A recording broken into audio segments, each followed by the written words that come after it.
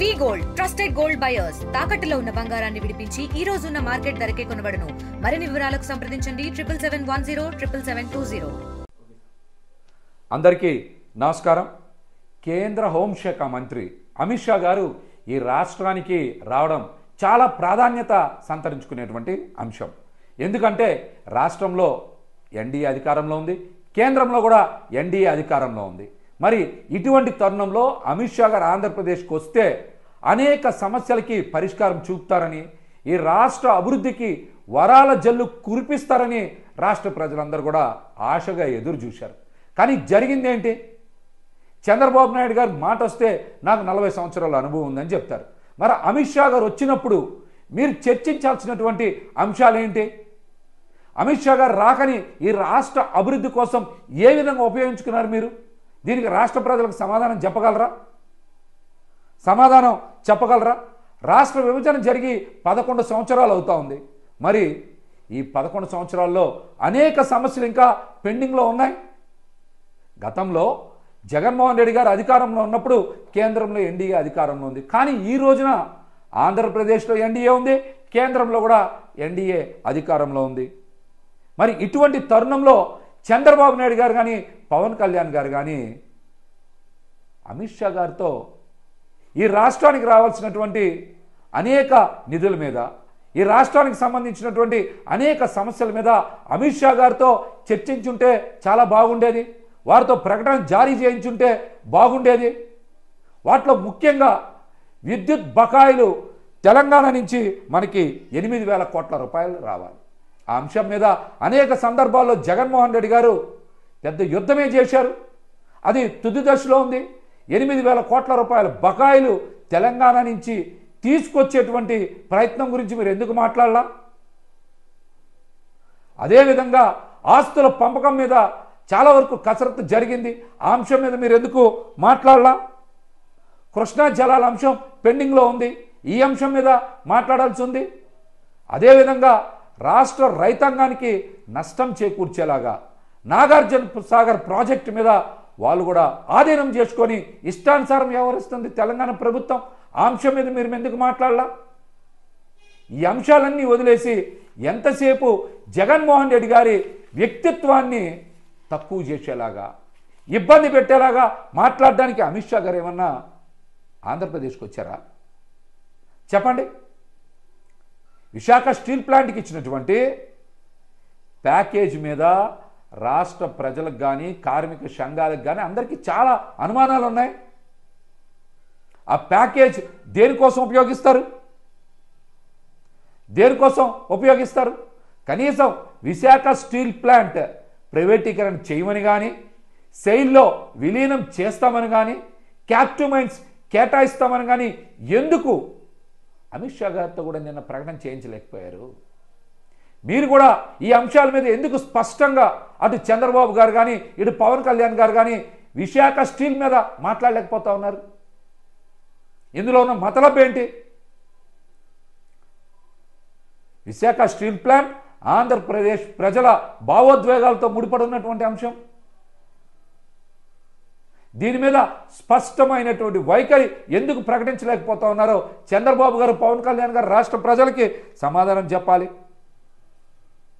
నిన్నటి అమిత్ షా గారి పర్యటనతో రాష్ట్రానికి ఒరిగింది ఏమైనా ఉందా లేదా? మీరు చెప్పండి సమాధానం.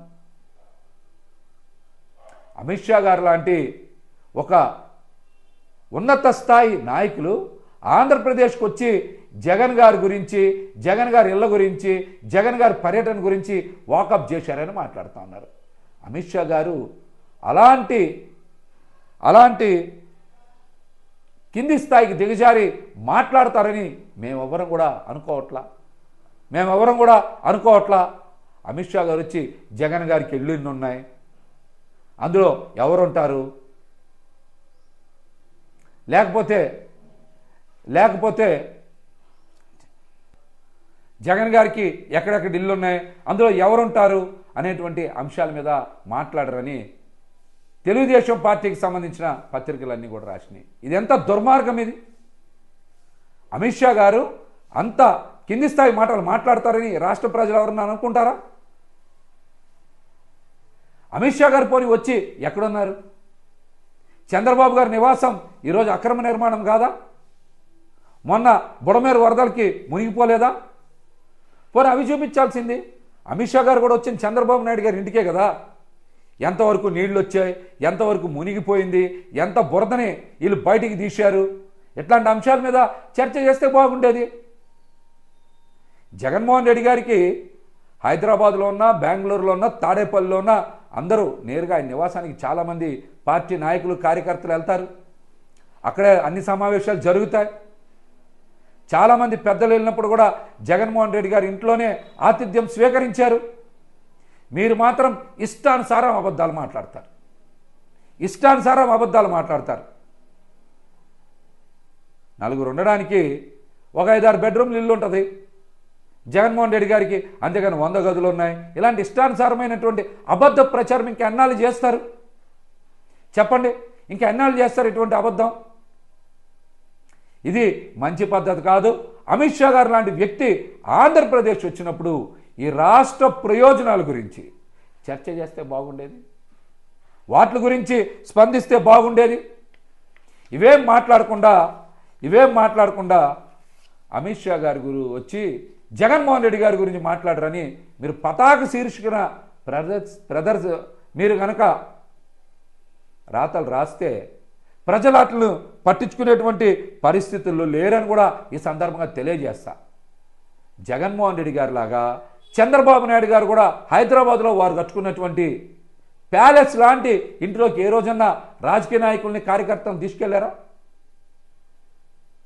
అలాంటి విలాసవంతమైనటువంటి భవనంలోకి ఏ నాయకుడికైనా, కార్యకర్తకైనా సరే ఇంతవరకు ప్రవేశం కల్పించారా?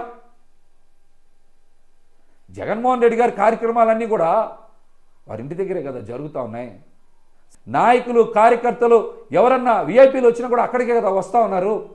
ఇది బహిరంగంగా జరిగేదే కదా. మరి ఎందుకు ఇంకా ఆయన మీద బురద జల్లుతూ ఉన్నారు కూడా తెలుగుదేశం పార్టీ నాయకులు సమాధానం చెప్పుకోవాల్సినటువంటి పరిస్థితి. మరి ఈరోజు దేశంలోనే అత్యంత ధనికుడైనటువంటి ముఖ్యమంత్రి చంద్రబాబు నాయుడు గారు అని చెప్తా ఉన్నారు. ఈ అంశం మీద అమిత్ షా గారు స్పందించలేదా? ఈ అంశం మీద అమిత్ షా గారు మాట్లాడలేదా? దీనికి సమాధానం చెప్పండి. ఈ మధ్యనే కదా మీరు అమరావతిలో 5 ఎకరాల భూమి కూడా ఇల్లు కట్టుకోవడానికి కొనుక్కున్నారు. ఈ అంశం మీద అమిత్ షా గారు మాట్లాడలేదా మీతోటి? ఇట్లాంటి విషయాలు మాత్రం మీరు బయటికి మాట్లాడరు. ఇంకా ఎన్నాళ్ళు ప్రజల్ని తప్పుదారి పట్టిస్తారు చెప్పండి?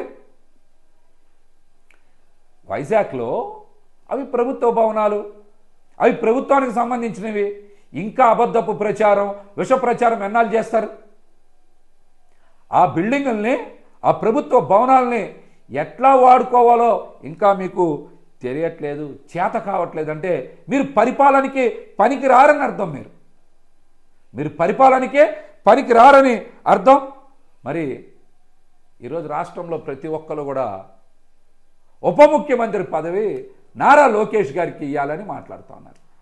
గతంలో జగన్మోహన్ రెడ్డి గారు సామాజిక న్యాయం పాటిస్తూ బీసీ, ఎస్సీ, ఎస్టీ, ముస్లిం, కాపు ఈ వర్గాలన్నిటికీ కూడా ఉప ముఖ్యమంత్రి పదవులు కేటాయించారు. దగ్గర 10 మందిని ఉప ముఖ్యమంత్రులను చేసినటువంటి గొప్ప ఘనత, సామాజిక న్యాయం చేసినటువంటి వ్యక్తిది జగన్మోహన్ రెడ్డి గారిది. మరి మీరు ఒక ఉప ముఖ్యమంత్రి పదవి ఇచ్చి బీసీలని, ఎస్సీలని, ఎస్టీలని, ముస్లింలని మోసం చేసిన మాట వాస్తవం కాదా? ఈరోజు మళ్ళీ నారా లోకేష్ గారికి ఇవ్వాలని మాట్లాడుతూ ఉన్నారు. నారా లోకేష్ గారు ఒక్కరికి ఎందుకు ఇవ్వాలి?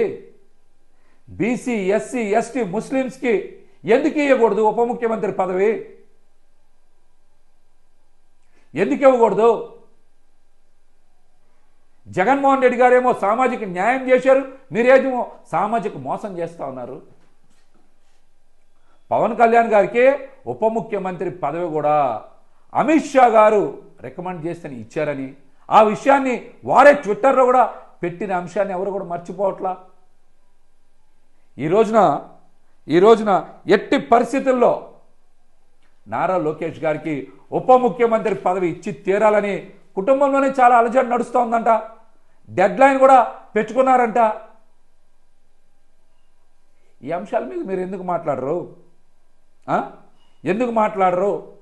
ఒక్క లోకేష్ గారినే డిప్యూటీ సీఎం చేయాలనేటువంటి ప్రతిపాదన గురించి అందరూ మాట్లాడుతున్నారు కదా. సామాజిక మోసం మీద ఎందుకు తెలుగుదేశం పార్టీ నాయకులు కానీ జనసేన పార్టీ నాయకులు కానీ మాట్లాడట్లా? ఎందుకు మాట్లాడట్లా?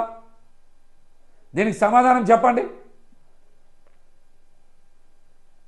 సమాధానం చెప్పండి. దేనికి?